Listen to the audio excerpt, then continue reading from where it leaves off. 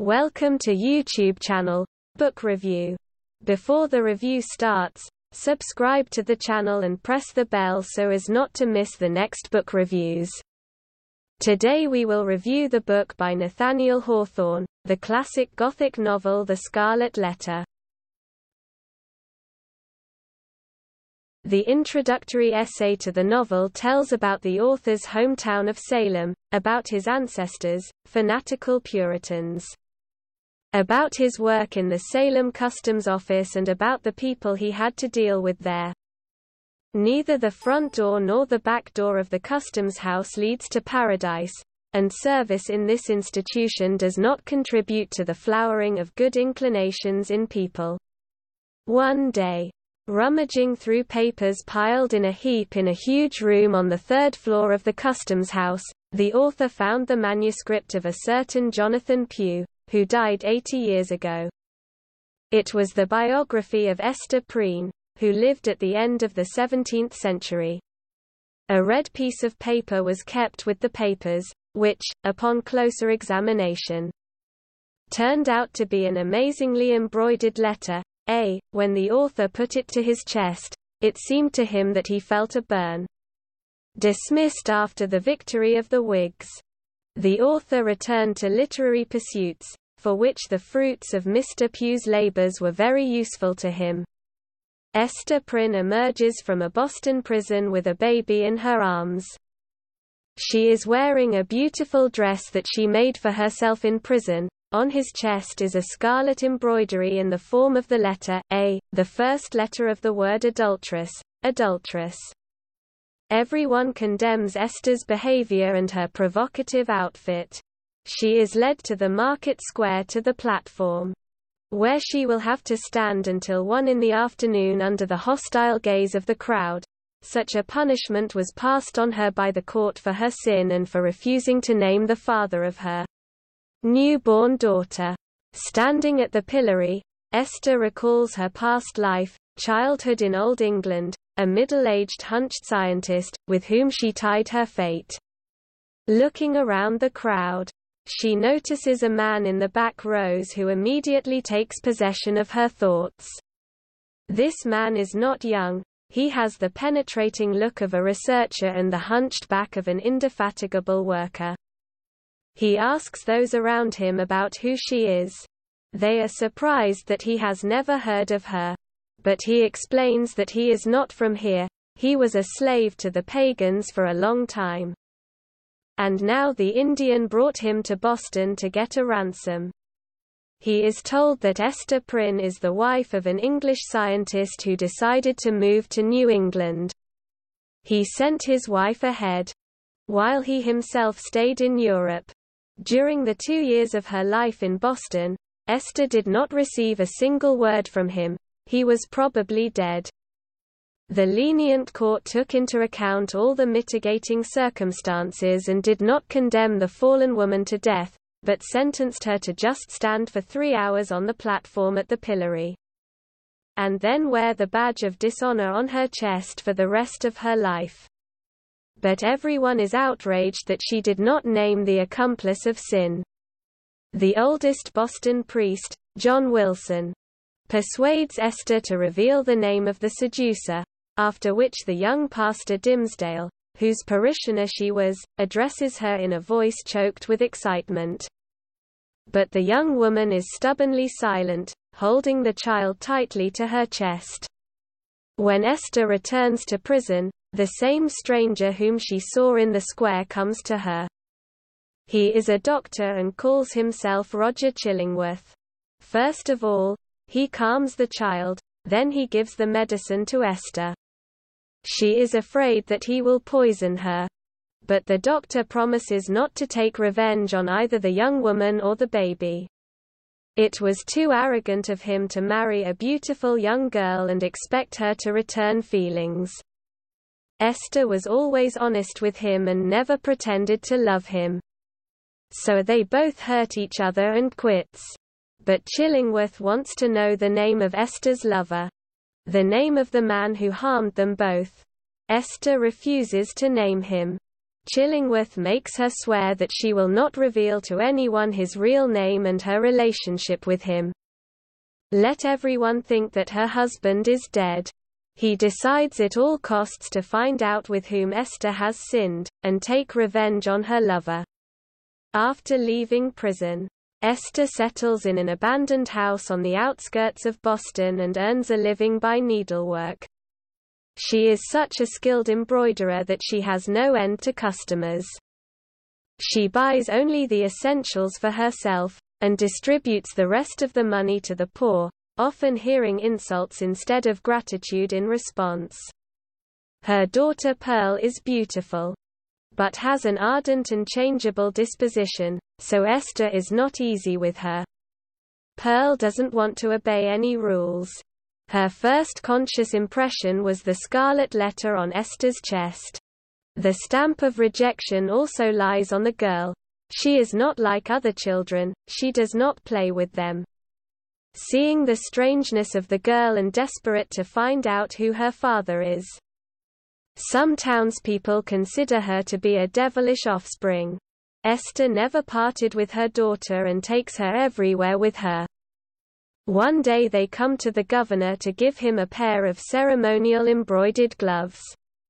The governor is not at home, and they are waiting for him in the garden. The governor returns with priests Wilson and Dimsdale. On the way, they talked about how Pearl was a child of sin and should be taken from her mother and given to other hands. When they report this to Esther, she refuses to give up her daughter. Pastor Wilson decides to find out if Esther is raising her in a Christian spirit. Pearl, who knows even more than her age is supposed to, will also be stubborn when asked about. Whoever created her replies that no one created her, it was just that her mother found her in a rose bush at the door of the prison. The pious gentlemen are horrified. The girl is already 3 years old, and she does not know who created her. They decide to take Pearl away from her mother.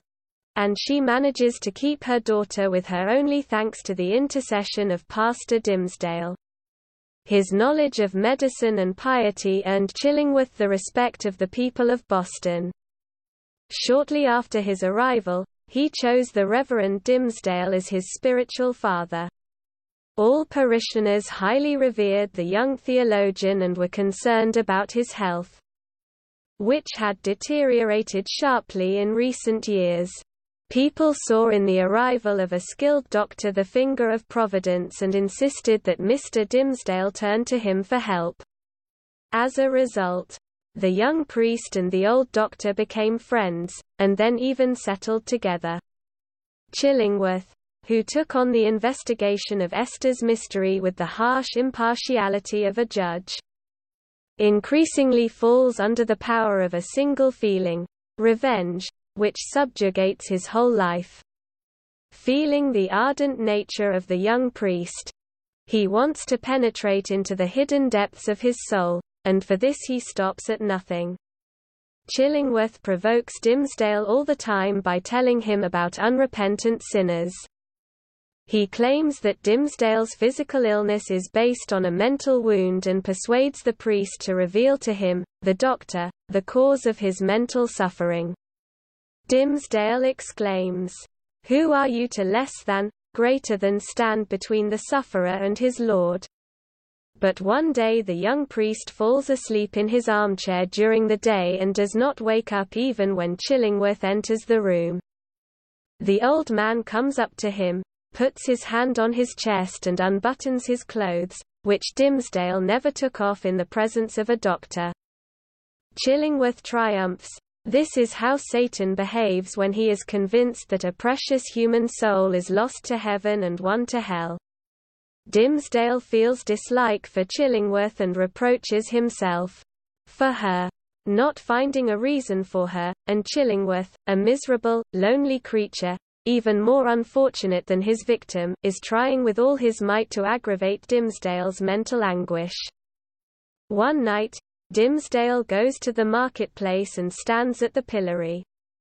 At dawn, Esther Prin and Pearl pass by.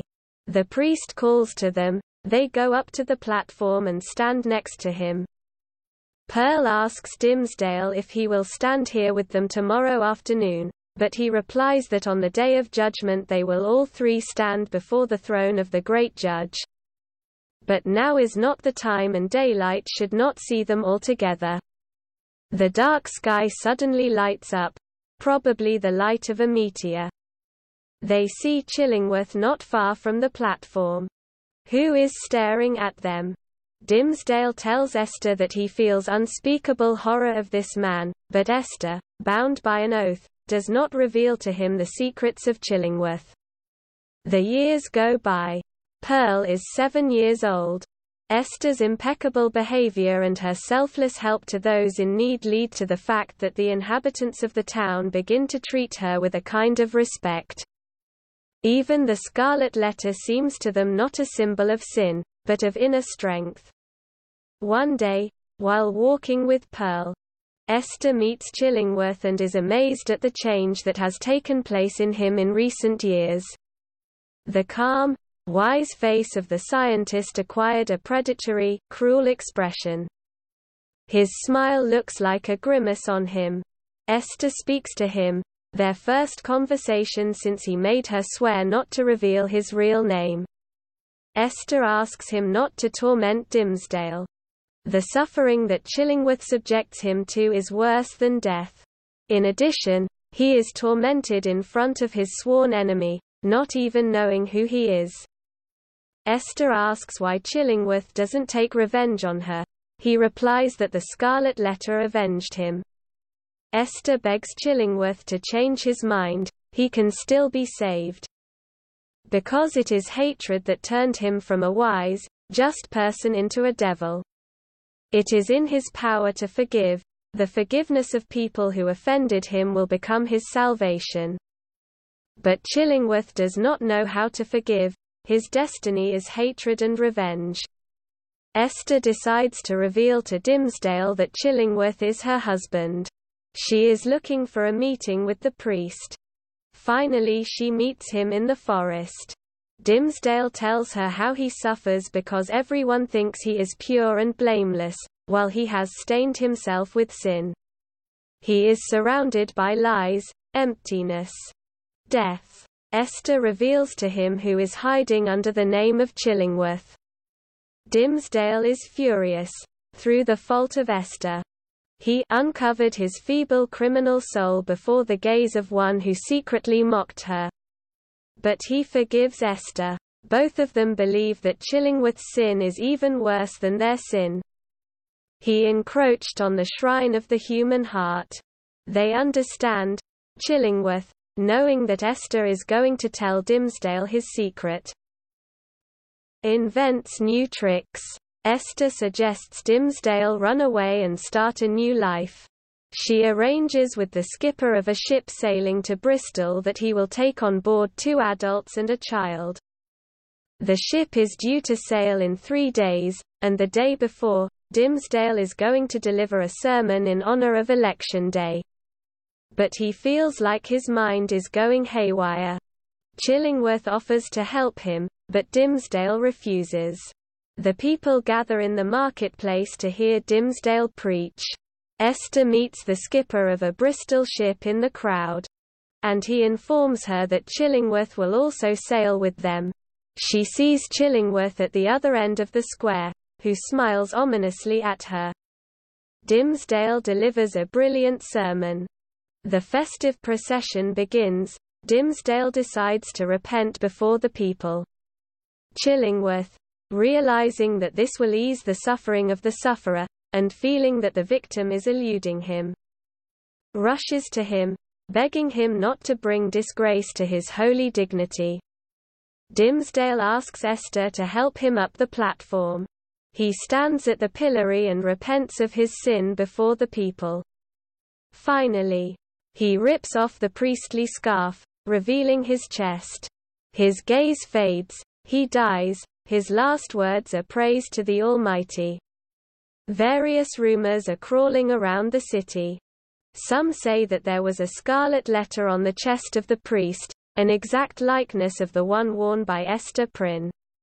Others, on the contrary, argue that the priest's chest was clean, but, feeling the approach of death, he wished to expire in the hands of a fallen woman in order to show the world how doubtful the righteousness of the most immaculate of people. After the death of Dimmesdale, Chillingworth, who had lost the meaning of life, immediately became decrepit. Spiritual and physical strength left him at once. Not even a year had passed since he died. He bequeathed all his vast fortune to little Pearl.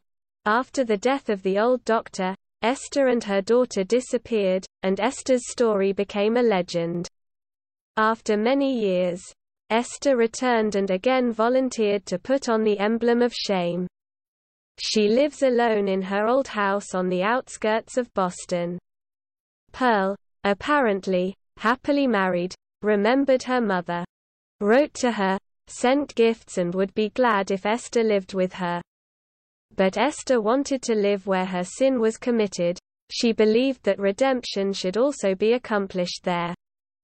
When she died, she was buried next to Pastor Dimmesdale, but a gap was left between the two graves, as if, even in death, the ashes of the two had no right to mix. Esther, for a long time, lived with her sign of sin, and Pearl, successfully married, always wrote letters to her mother. After her death, the woman was buried next to the priest. The novel teaches us not to become embittered after the trials of life, to always remain human.